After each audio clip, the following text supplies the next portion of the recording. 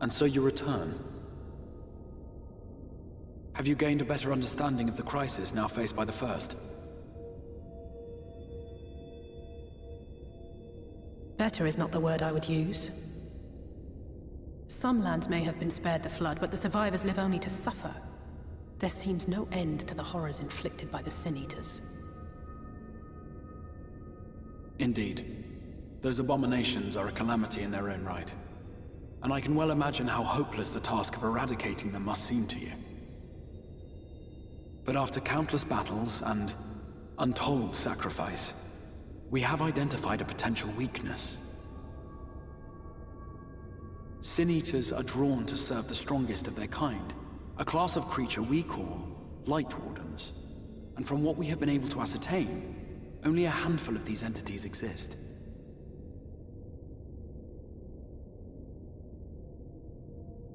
Just as an ant colony will perish in the absence of its queen, we believe that the death of a Lightwarden will cause the lesser creatures within its sphere of influence to disperse. I have a feeling Yulmur might have something to say about any concerted action we take against these monsters. Vorthra's command over the Sin Eaters is integral to Yulmuran society.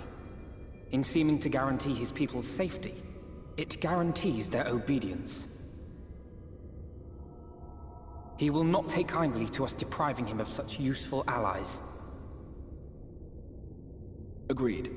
Thus we will need to occupy or otherwise divert his forces whilst we proceed with the business of eliminating the Wardens. Until we have done so, all other considerations must be set aside if we are to forestall the 8th Umbral Calamity.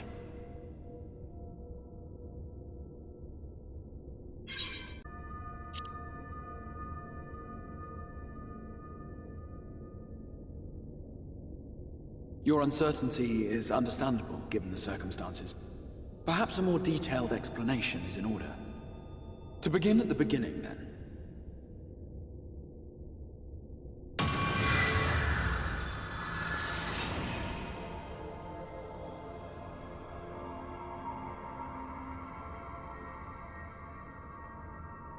In the ancient past, a single star was divided into 14 worlds. This is the source, your home. These others are the 13 shards, in whose number we find the first. Though physically separate, they retain a connection to each other, and with the source especially. Now, let us assume that a given element in one of the shards attains abnormal ascendancy.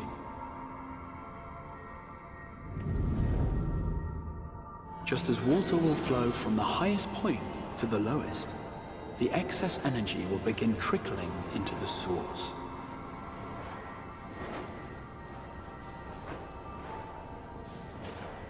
And such an influx of ether will of course exert a palpable influence. If the element in question were fire, then drought and wildfires might ensue. If it were ice, one might expect the weather to turn bitterly cold.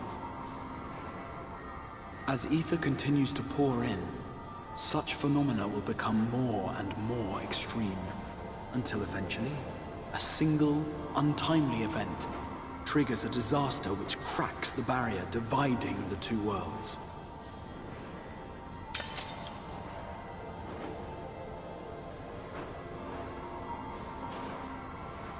What was once a trickle now becomes a deluge, sweeping the shard along to be rejoined with the source. At the same time, the element which held sway in the shard is unleashed in full, its energies amplifying the original disaster to truly catastrophic proportions. An earthquake thus magnified might strike with enough force to shatter continents. A tidal wave might swell to a size capable of drowning entire nations. These devastating events are what we refer to as umbral calamities. 7 times has a calamity befallen the source. 7 times has a shard been absorbed.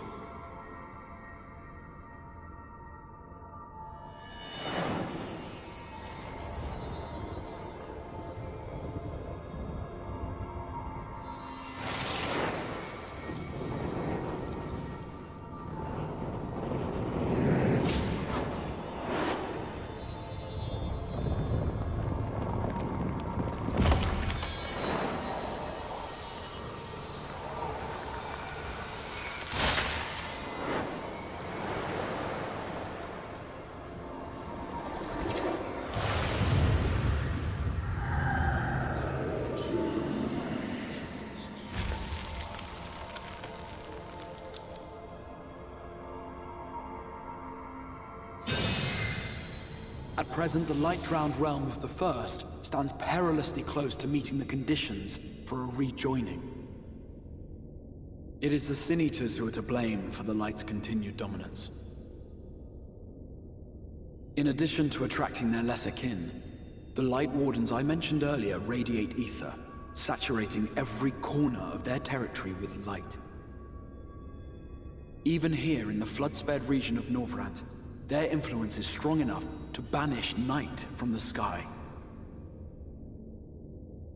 Thus, if we are to restore balance to the First and head off a potential calamity, it is imperative that we put each and every Lightwarden to the sword.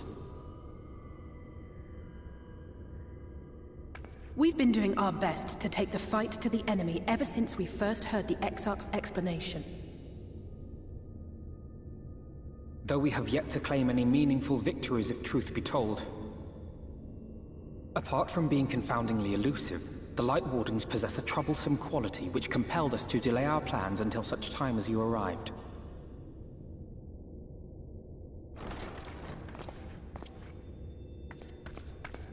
Forgive the interruption, my lord, but Hallminster Switch is requesting reinforcements. They say the Sin Eaters are attacking in force, and the village could soon be overrun.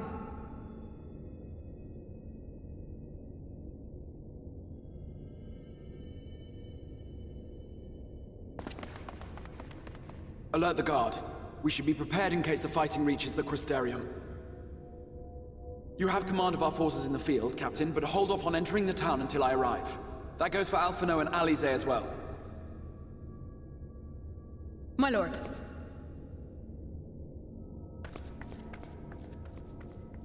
Pray, lend us your strength. Such a fight will provide you with far greater insight than any explanation I could offer.